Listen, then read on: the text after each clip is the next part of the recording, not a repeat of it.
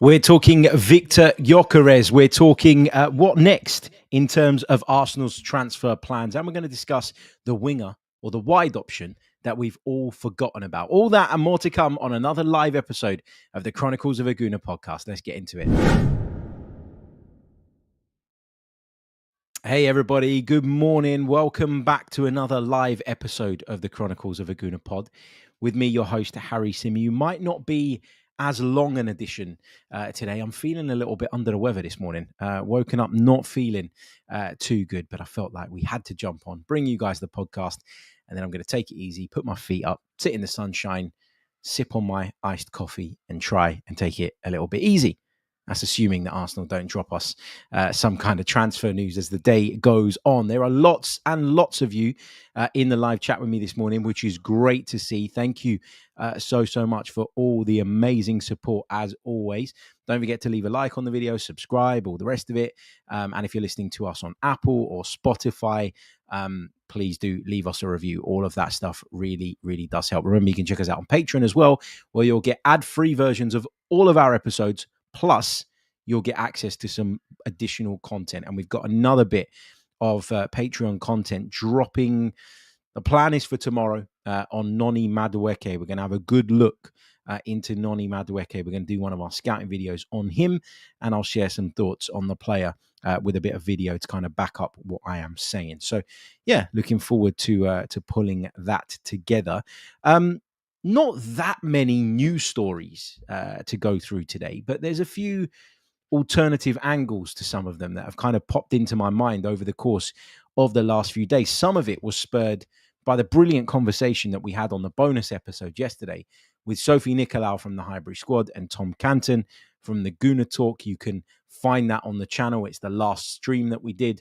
If you're an audio listener, it's the last episode in your feed. So go back and check that out. Some really good discussion around a number of topics.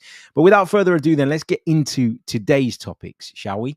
And we're going to begin by talking about that right flank. There's been so much chat about Noni Madueke. There's been so much chat about the need to support Bukayo Saka, that we need that backup. People have been saying that Ethan Nwaneri isn't necessarily viewed as a wide player. I know he served us there last season, but it feels like we've gone from really wanting a left winger, or that seemingly being the case at Arsenal, to now looking for a winger that can play on both sides. And in Noni Madueke's case, someone who predominantly plays from the right. So this has got me thinking about this in a whole different way and from a totally different angle, if I'm being honest.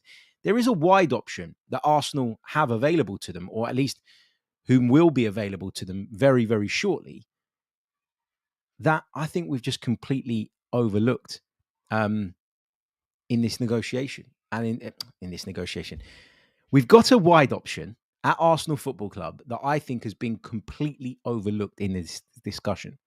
And that is Gabriel Jesus. He's the wide option that we've forgotten all about. Now, he shouldn't be that far away from making his return to full training. He shouldn't be that far away from getting back onto the pitch and all the rest of it. And listen, I know that saying this is going to get me, a lot of stick. And I know that. But just hear me out. Let me explain my point. Okay, I do not think that Gabriel Jesus is the ideal option on the right wing. I know he's played there before and he's done it quite well, but I don't think he's the ideal option because I don't think he's an out-and-out winger. I think he's a striker that sometimes you will deploy in those wide positions because you feel like his qualities are helpful to the team, but he's not necessarily impactful enough in front of goal to be the number 9 and to be the guy that you put into those positions. I think with Gabriel Jesus, though, like, the question you've got to ask yourself is, if a player comes in on the right flank, how much are they going to play?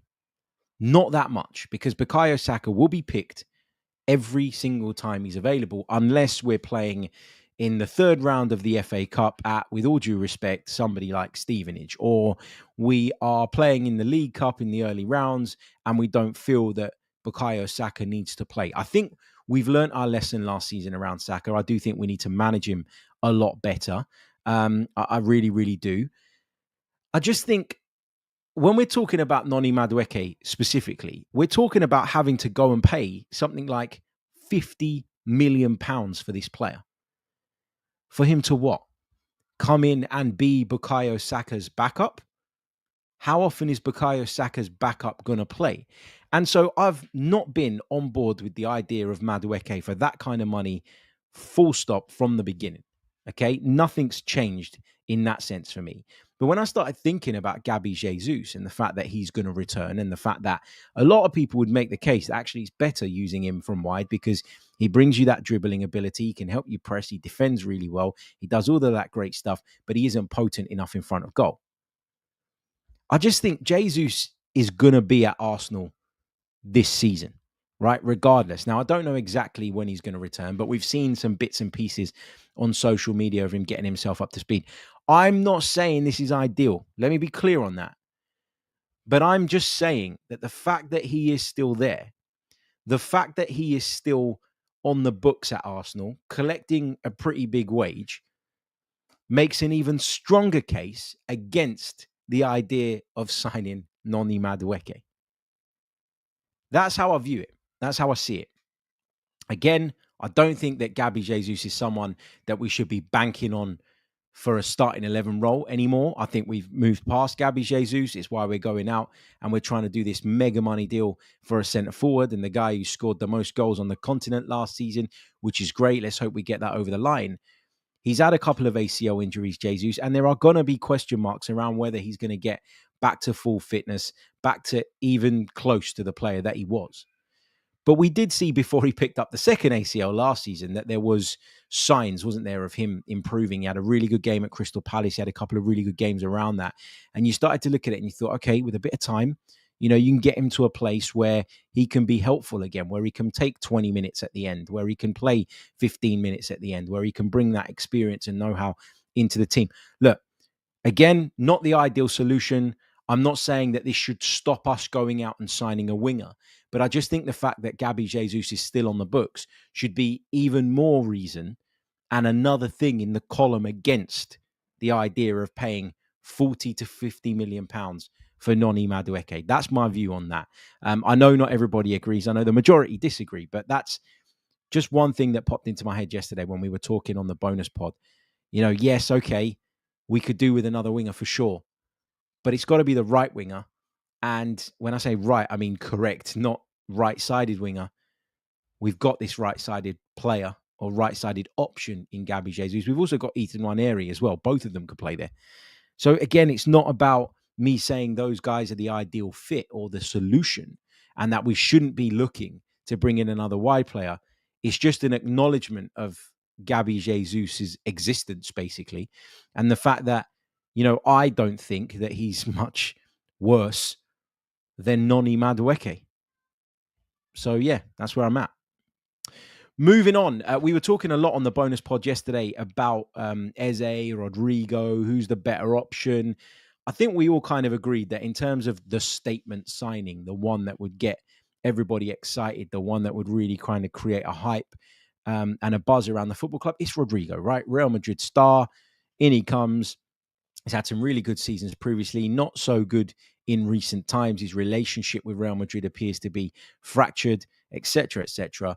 But we were having this discussion, and this discussion for me, the only way you can get to the answer of this question as to whether Eze or Rodrygo would be the right fit for Arsenal is to take it back a step and say, right, what do I believe that Arsenal are more in need of? Is it more important that Arsenal get themselves an out-and-out wide player, a natural winger, or is it more important that Arsenal bring in a spontaneous creative who can play wide, but predominantly will do his best work in the central areas? That's what you've got to figure out in your mind. That's what I'm wrestling with in my mind when it comes to these two players. Which one of them ticks the most boxes? I know that people would argue Rodrygo because of his status and where he's playing currently and all the rest of it. And it's the big money signing that would make everybody, wouldn't they, sit up and look around and go, man, Arsenal mean business here. They've gone and got a top striker in, and now they've gone and got this Real Madrid winger in, and they're going to, you know, turn him into a top well, he is already a top player, but they're going to allow him to kind of show what he can do and strut his stuff in the red and white. I think that's the question. For me, I think we probably need the out-and-out winger slightly more. I'd love either of these two players to come in. I'd love either of them to be wearing the red and white. But I think the wide player, given the way that we like to play and the fact that we're always going to face low blocks that are going to compact and block those central areas, first and foremost, I feel like having a magician from wide is probably a little bit more important.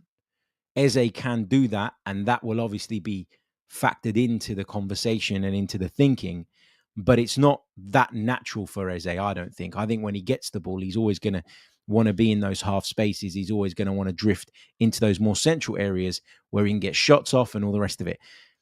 Rodrygo, I think, would be much more comfortable just stylistically in terms of receiving the ball on the touchline, trying to stretch the opposition and then making those darts in field. We know that Rodrygo wants to play from the left-hand side. That's been impossible at Real Madrid because of the level of talent that they have in that position. So, yeah, the question is, what do we need more? Out-and-out winger? Or do we need that more central creative force more? And I think depending on what your answer is to that question, you can then get to a pretty good answer and comfortable answer around which of these two players would be the better fit. Look, Eze will be cheaper, no question about that. People will make the Premier League experience point. And there isn't really any red flags around Eberechi Eze. We're talking Rodrygo and we're talking about frustrations with Real Madrid and potential fallings out and bad relationships and, things on social media, like posting things before a game and then deleting them because you are not part of the starting 11. Now, I'm not saying that for me, that's the be all and end all, but these are just things that people will talk about and will look at. It's baggage, if you like. And I don't really feel like you've got that with Eberechi Eze. So there's a few reasons why I feel like Eberechi Eze is the more likely. But the question of which one would be the better option for Arsenal, it's open for debate. It really, really is. And I'd love to hear you guys' thoughts in the live chat on that as well. Okay, on Noni Madueke, who we touched on a little bit earlier on in the show, there were some suggestions that talks had already taken place between Arsenal and Chelsea. There were a lot of reports saying Arsenal are at this price and Chelsea are at that price. I think what we were reading was Arsenal are at 40 million and Chelsea are at 50 million. And given the great relationship between the two clubs and the volume of business that they've done between one another, I'm sure that they'll get to an agreement. That's what we were hearing over the last few days. But Fabrizio Romano has come out this morning and said Arsenal will have direct talks with Chelsea soon to discuss a Noni Madueke deal. There's a gap in the valuation between the clubs, but negotiations will now follow to understand how to proceed.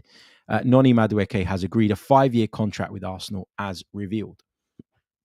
This is real, guys. This ain't going away. And as much as I'd like it to, it's just not.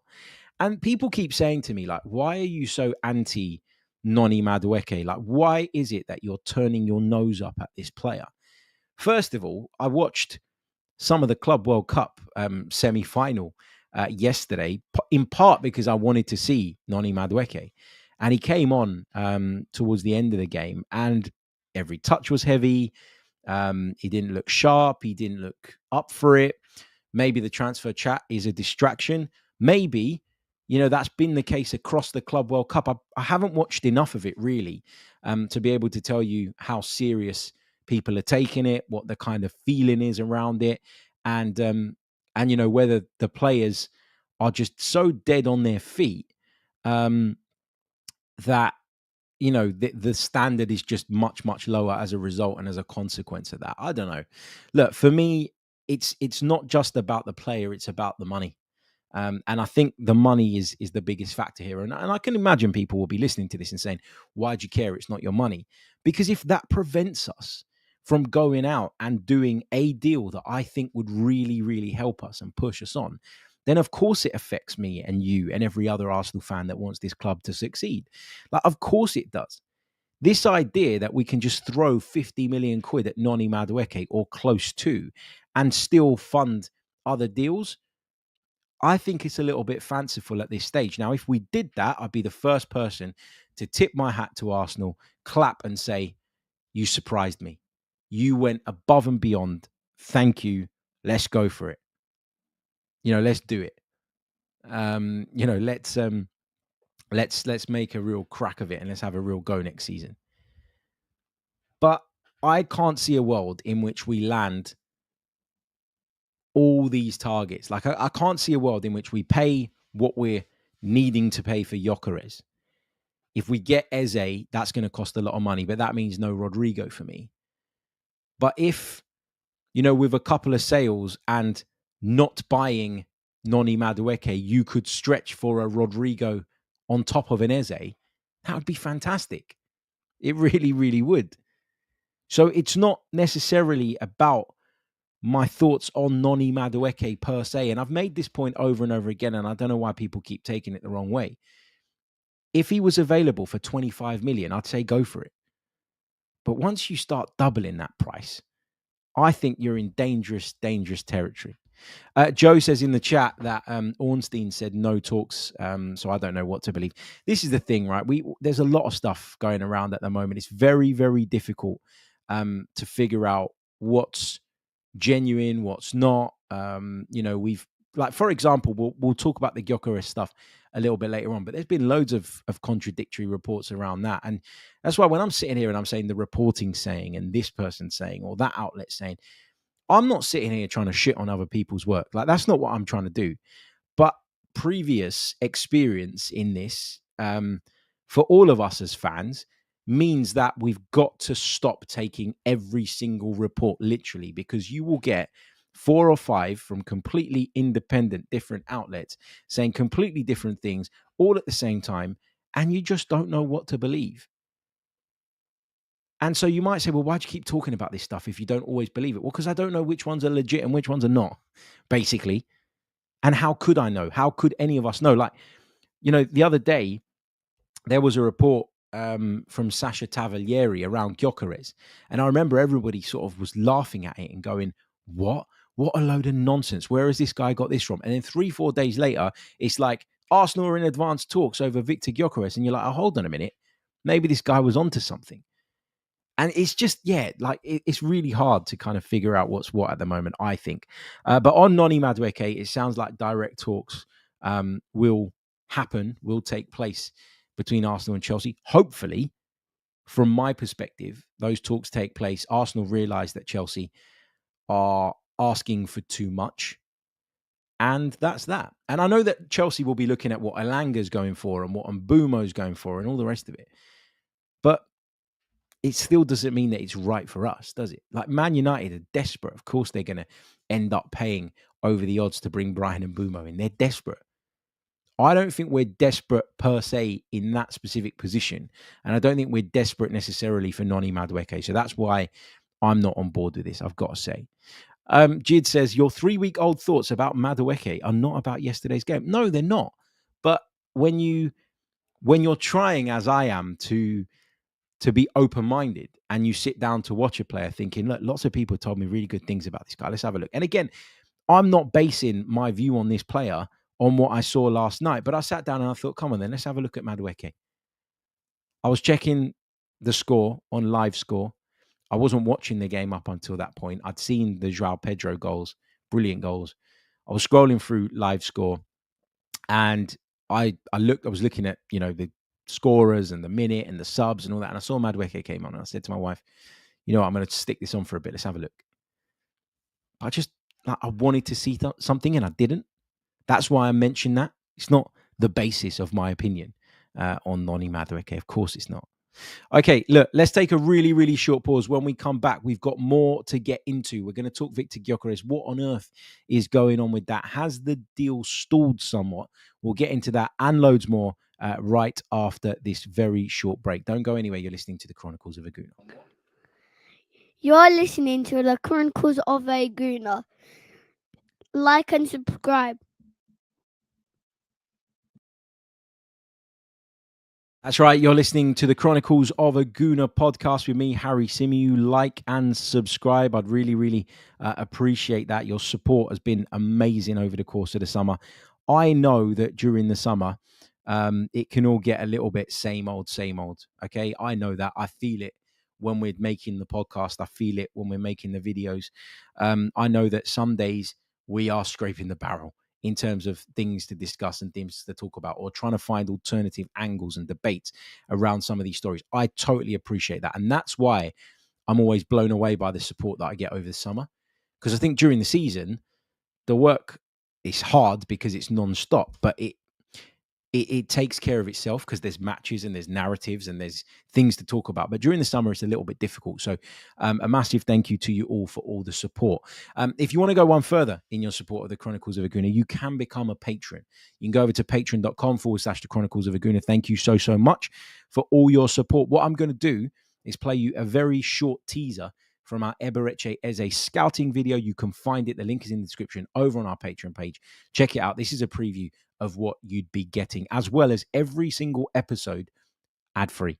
What someone like Eberechi Eze does when he's in possession is he just attracts opposition players. And because he's got the confidence and the ability to kind of lure people in before either laying it off to somebody else or making something happen himself, I think he would be key in those situations. He would be key when, you're passing it from left to right.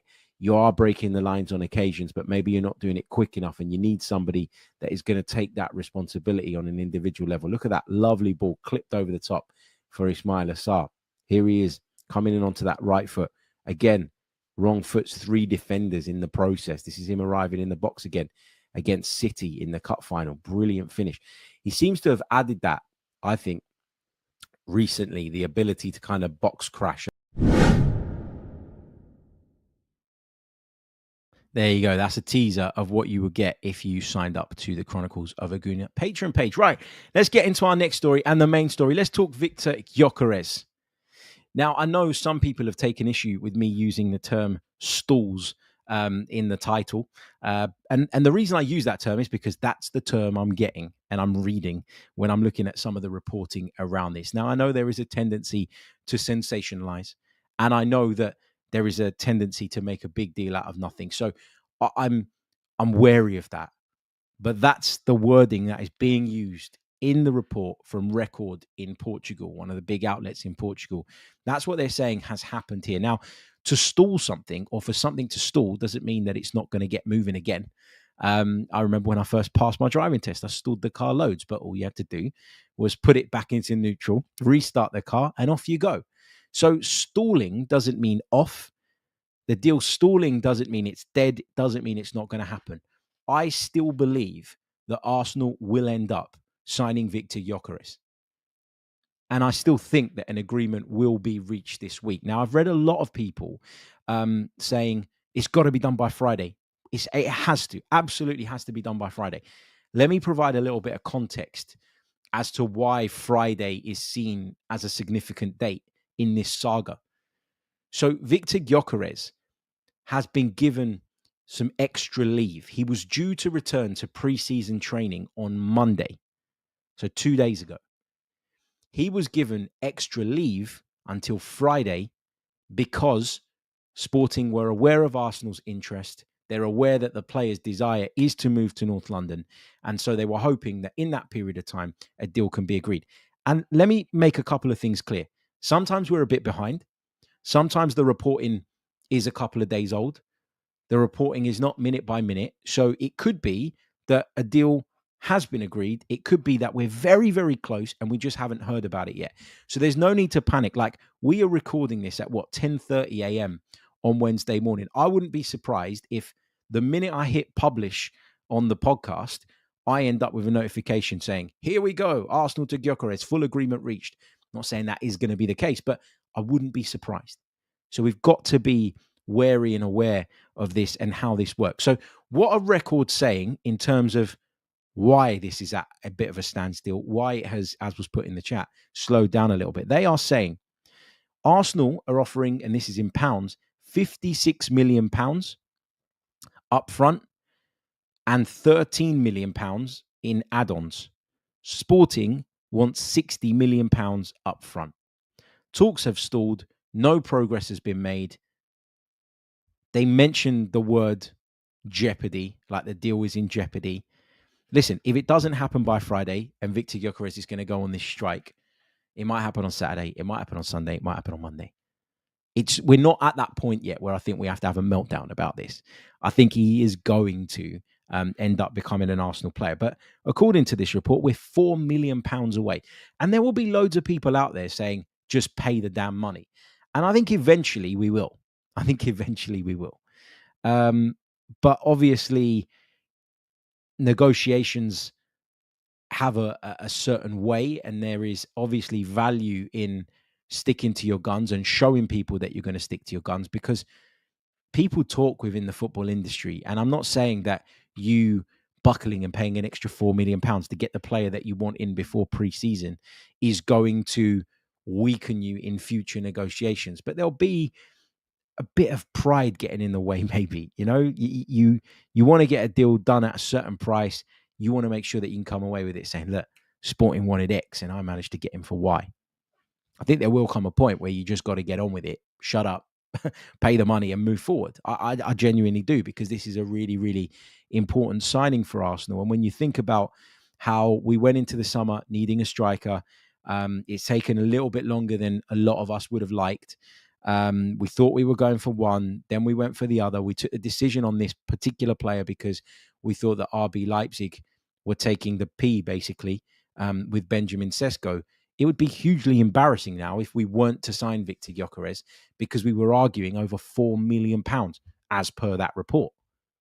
So I think there's a pressure on Arsenal now to make this happen, and I think they will make this happen. And I'd imagine that probably by the end of the week, we would have heard that there is that agreement now in place. And then it will be about dotting the I's, crossing the T's, getting Viktor Gyökeres over to London. There were reports the other day that he's already packed his stuff. I mean, that might or might not be true. Who knows? But I wouldn't imagine that once that deal is done, it will take too long to wrap up the rest of it. So, let's see what's going to happen on this. But at this stage, I've got no reason to believe that this is going to fall through. Things stall all the time. Things get delayed all the time. But this is not going to fall through as far as I am aware right now. Massive thank you to Paget Gomez for becoming a YouTube member. Thank you so much, mate, for your support of the channel. Really, really do appreciate it. Right, let's take another really, really brief pause. When we come back, we'll take your questions for the remainder of the show. I woke up this morning feeling crap, right? And as if I had no energy. Like, I feel like I'm coming down with something. And I was like, oh, make it a short one. But now we got going. Now I'm into the swing of it. I'm really enjoying this show. So let's take some of your questions and your thoughts after this very short break. Okay, then, what are you guys saying in the live chat box? Let's take some of your thoughts and views. Akash says, Arsenal are set to make an offer of €70 million plus €10 million, which will meet the demands of Sporting. That's from Ebola in Portugal. If this is true, then it's around €80 million for him. Would RB Leipzig have sold Sesko for that same deal?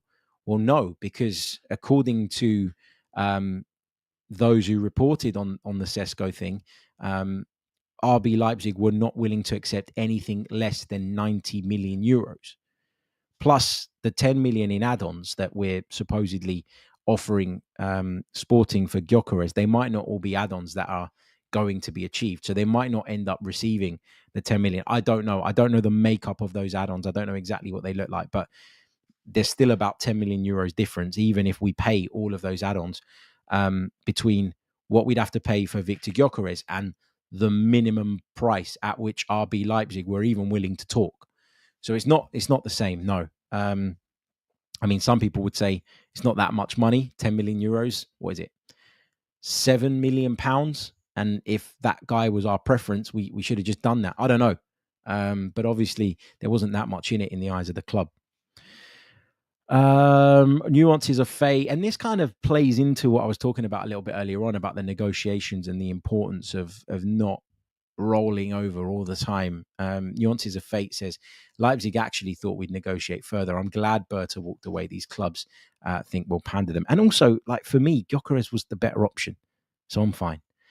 Love this from Manny. Gyökeres spotted queuing outside the Tollington. He's after a pint. Jid says, say we end up with Eze, Gyökeres, Jesus, Trossard, Saka, Kai, Martinelli, Nwaneri. 8 players with national team ambitions. Even if we somehow sell 2 of those, along with Fabio and Reece, how do we keep those players happy, seeing as managers don't rotate much, 15-minute sub appearances don't help? The Premier League first team will always start Champions League matches and cup matches a few and far apart and without 11 changes. It's an interesting one. And I think this is something that Mikel Arteta needs to improve on. His ability to rotate and manage the squad better so that when we have to call on these players due to injuries or when we are in a situation where the team's dead on its feet and we need to make wholesale changes, those players are sharp and ready to go.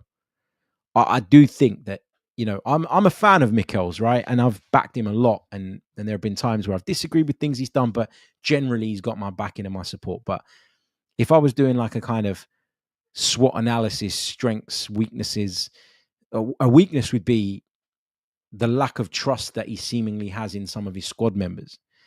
And I know that at times the squad hasn't been fit and those players haven't been available for him to be able to do that. And particularly last season at points, we were literally down to the bare bones. So I get it. But generally, just looking back at his tenure at Arsenal overall, I think that's something he's got to do better for sure. For sure. What else have we got? Laughing Man says, we blew 30 million on Vieira. What's another 4? Yeah, look, the Fabio Vieira signing has been a flop. There's no doubt about that. And I'm sure he'll probably end up leaving during this window. I think he'll return to pre-season training initially, but I think Arsenal will be open to moving him on. There's no question about that. Jay says, if you had to guess right now, do you think we'll end up signing Eze? Yes, I do. That's my guess. I think Arsenal really like him. I think he's a great fit in so many ways. I think it's more likely than Rodrygo. I don't think you get both. I think after Gyökeres, we could well end up with Eze and Madueke. Let's see. James says, how is João Pedro available to play for Chelsea? At the Club World Cup, I thought the point of the early transfer window was for those clubs to register players for the competition. He was signed on July 2nd. I mean, I don't know this for sure, but I'd imagine that there was another window in which to register players for maybe the knockout stages or after a certain point in the tournament. I don't know for sure, but that's got to be it, right? That's got to be the reason. Bill McClintock says, Eze is far more creative and consistent than most other considerations. He would effectively be able to play across the midfield and attack, total value for money. Agree with all of that. And that's why I think he will end up at Arsenal. I do. Chris Welton says he's been reading posts from some popular sporting fan message boards. And they're all saying that these Portuguese tabloids are just creating sensational articles. They believe a deal will be done by Friday. Yeah, and look, this is the thing. And I don't know if Record specifically, who we referenced a little bit earlier in the show, are guilty of this, but I've certainly seen a lot of those reports from Record, Ebola, a couple of others over in Portugal, who one day are telling you that the deal is done and completely agreed, and it's rolling and it's moving and it's developing, and then the next day the same people are telling you, hold on a minute, there's an impasse, there's a problem, there's a stalling, the deal's in jeopardy. That's kind of like, come on, guys. What's the reality here? Let's see what else you guys have got in the chat. Lloyd watched the show yesterday with Soph and Tom. Soph said something that triggered a lot of us fans on my X space when she said it's not our money the team spends, 200 million directly from the fans to the club in shirts and home game sales. Yeah, I mean, I don't think she meant it like that. Like, I don't think she was saying, like, as fans, we shouldn't be able to voice or express our opinions. I think the point she was making is that as long as the team produces on the pitch, like, why are we really that worried about the money? And I think we as fans can be hypocritical on that as well. And I talk about some of my friends here. Some of my friends spend most of the season moaning and complaining about what we've done in the transfer market and in the transfer window, and we didn't spend this and we didn't spend that, and we didn't push the boat out far enough, and we didn't show any ambition, and we lack it, and all of that financially. And they say, I pour all this money, I'm not giving the club any more money until they do X, Y, Z, blah, blah, blah, blah, blah. And then in the group chat the other day, there was a message about the Emirates Cup saying, oh, should we all book club level for the Emirates Cup? 50 quid a ticket to go and watch a friendly. And I thought to myself, hold on a minute. 20 minutes ago, you were saying that you don't want to put any more money into the club because you don't think they're ambitious enough in the transfer market. And then you'll go and pump the money in to go to the Emirates Cup and pay way over the top, in my opinion. I think that's wrong, by the way. The prices that Arsenal are charging for the Emirates Cup, I think, is wrong. I think they should be much more discounted than they are. I think the priority should be to pack out the stadium. I'm sure they will fill out the stadium, but I think, I would be seeing the Emirates Cup as an opportunity to get young fans in, to get people that can't afford to go regularly in, that can't get tickets regularly in the door. I think that's what it should be all about. So I'm just, I don't think Soph meant it like that. I think that's what she was trying to say. It was like, look, as long as we get what we need on the pitch, who cares about the other side of it? And I kind of agree with that. I do. St. Francis says, what does ITK mean? It stands for in the know. Rumble says, Arsenal like a Sunday announcement. Yeah, we got that Sunday announcement this time around, didn't we? What else have we got? Just scrolling through. Rumble says, I pulled my money away from the club 5 years ago. It's literally not my money. Ash says, I honestly believe spending money on the club is an addiction. Football's an addiction. Your team is an addiction for sure. That's how I see it anyway. I think we all, like, for me, I remember like a few years ago when I first changed careers, right? I remember struggling, like financially, I was struggling for a bit, for a good year. I'm not going to say I was struggling to the point where it was like really, really bad, but and I know that there's people that have got it far, far worse. So I don't want to come across like an ungrateful so-and-so, but there was a period where I had to cut back on things that I was doing before. When I was working in banking and I was working in the head office of a major bank and I had a good, solid job and a bonus at the end of every year, like there were things that I could do that I had to scale back on when I first changed careers, right? I had to. But the one thing I would never compromise on was Arsenal spend. Still renewed my season ticket, found a way, still made sure that the kids had the shirts, still made sure that I did the away games, still made sure that I did the travel. And it's like, it makes you realize at that point that you will. And I know, again, not everybody's lucky enough to be able to do that. So please don't take me as though I'm coming across as ungrateful. But it kind of reminded me of what you've just said reminded me of that. Because it was like, it is an addiction, man. Like, you do everything you can. Like, if you had said to me, there's other luxuries, if you like, that I would have still been able to do, or I had to prioritize, I was never going to pick any of them over Arsenal. And that just kind of proves your point, doesn't it? Really, really does. Right, look, I'm going to take one more, I think, before I sign out. Akash says, is Norgard going to be announced today? Well, there was an image going around of him yesterday at London Colney in the car park. Someone decided to take the picture from the car and post that on social media. But yeah, look, will it be announced today on Wednesday? Honestly, I don't know. I think it will be announced this week. Not sure when. Haven't got any insight into that. But yeah, it's a deal that's done. It's only a case of putting that out there now in the public domain and making it official. Right, going to leave it there. Thank you all so much for joining me on today's pod. Really, really appreciate the love and support. As always, there's some brilliant people in the live chat, as always. Appreciate every single one of you, patrons, podcast listeners.